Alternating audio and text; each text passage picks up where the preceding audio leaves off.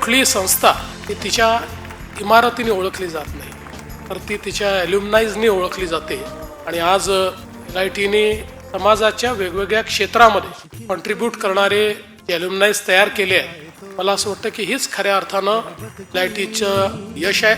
टकराए तो ताकत कोई दिखलाए तो तूफान कोई मंडलाए तो मुश्किल कोई आ जाए तो पर्वत कोई टकराए तो पर से चाहे अंबर से आग लिपटे चाहे पैरों से नाग पर से चाहे अंबर से आग लिपटे चाहे पैरों से नाग.